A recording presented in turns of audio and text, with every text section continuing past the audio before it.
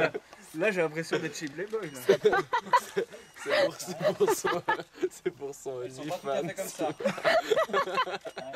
Montre-moi Anthony. Tends le bras, on les voit pas assez. En fait, il faudrait du vent des petits pots avec la terre de François, celui qui s'est étalé sur son Ouais, visage. c'est ça. Qui s'est étalé sur son visage.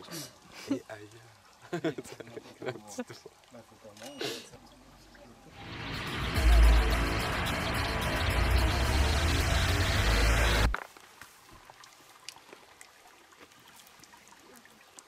Quand il y a les gens qui arrivent, tu leur cours après comme ça. Vous voulez voir l'artiste? C'est moi l'artiste. C'est pas à la télé qu'on peut passer comme ça. Ça présente bien. Après, j'avais fait une pause quand Quelle j'étais performance tout seul, je me prenais en artistique. photo. Ouais, comme ça, c'est cool. Ça, t'es bien. Un peu plus vers moi. Comme ça. Nickel. Il y a des bouts de terre dans le lit en fait. 2 secondes. T'as vu le château avec les stèles et tout ça. Faut que je l'ai là.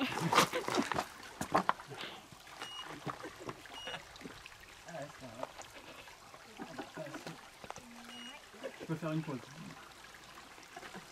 C'est bon, elle est bien.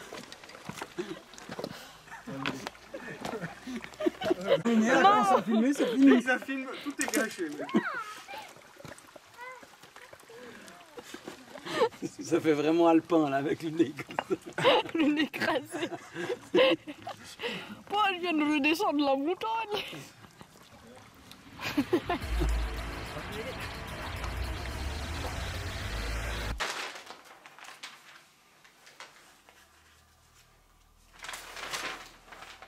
Je suis passé dans le 24 heures. C'est un journal national. Quoique en Suisse, la nation est divisée en 3 zones linguistiques, donc c'est déjà un gros journal. Je suis passé dans le 20 minutes. 20 minutes a aussi fait une vidéo. Il érige une cité d'argile au bord de la rivière Bière. Il a fallu un mois à François Montoux pour façonner sa dernière œuvre. Une imposante sculpture médiévale au bord de la rivière.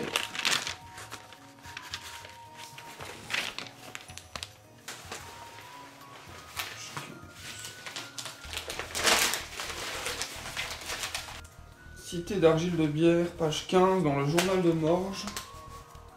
Immense construction d'argile surplombant la rivière du Tolleur, juchée sur un énorme rocher. Je dois avouer que je ne me souviens plus à quoi ça ressemblait avant. Sourit François Montoux.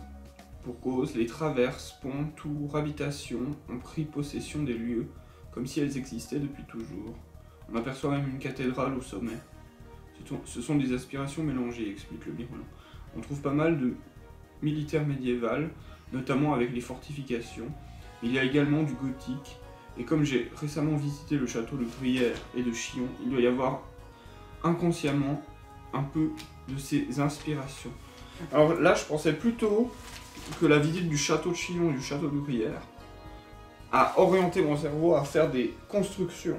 Pas spécialement que le château de Chillon et de Gruyère sont des inspirations, mais c'est pas faux. Hein. C'est pas faux, oui. J'ai vu le château de Gruyère et le château de Chillon il y a pas longtemps, donc on peut se dire que mon cerveau est forcément un peu orienté par ça. Ce serait étrange même qu'il soit pas orienté. Après, comme je l'ai dit beaucoup de fois, depuis tout petit, je m'intéresse aux fortifications médiévales. Puis en grandissant, je me suis mis à m'intéresser plus un peu à l'architecture, puis finalement à l'urbanisme. Et puis par-dessus tout ça, je me suis intéressé à la philosophie, à la théologie. Et un mix de toutes ces choses permet de se projeter naturellement dans une ville et dans sa vie, dans la vie de ses habitants, dans la façon qu'ils ont de construire, d'aborder leurs alentours. Et ça va dans un sens, c'est-à-dire que je peux me dire, ah oui, si je veux que des marchands soient là, il leur faut des grues ou quelque chose comme ça. Mais ça va dans l'autre sens, c'est-à-dire que je fais des quartiers et je vois que ces quartiers sont peut-être serrés, peut-être desserrés, peut-être à l'extérieur de la ville. Et donc, je peux me dire, ah bah ça, ce sont les quartiers de ces gens-là ou de ces gens-là. ce sont les quartiers des plus modestes, ce sont des quartiers plutôt faciles à défendre. Quand je vois qu'il y a une pente comme ça, raide, une falaise, eh bien ça c'est facile à défendre, il suffit de mettre un petit mur là en dessus, etc. Et donc les réflexions vont évidemment dans les deux sens. La forme me donne de l'information et je donne de l'information à la forme. Et il y a un échange comme ça entre la forme que je produis et le sens que je place sur des formes que j'ai produites.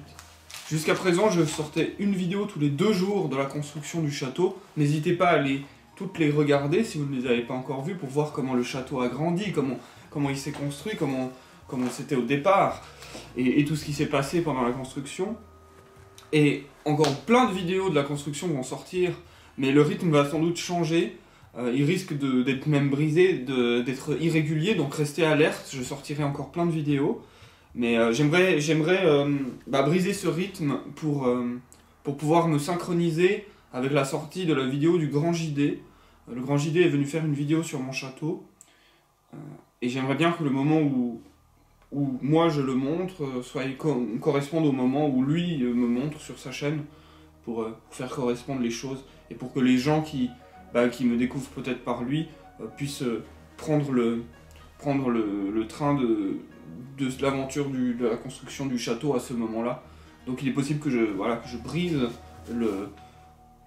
l'ordre établi depuis 1 mois et demi, mais finalement c'est ce que j'ai fait sur ma chaîne depuis 5 ans. Depuis 5 ans, j'ai pas d'ordre précis, c'est 1 ou 2 vidéos par semaine, et sans rendez-vous, sans choses précises.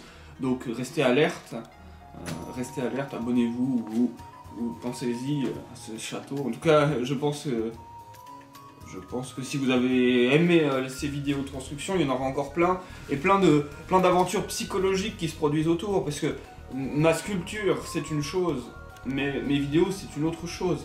C'est peut-être une surcouche ou quelque chose de parallèle, parce que ça raconte finalement, la vidéo raconte plus ma psychologie autour de cette construction, ou des aspects de ma psychologie, même si évidemment je ne vous dis pas tout. Non, mais je peux pas tout vous dire évidemment, et je peux pas.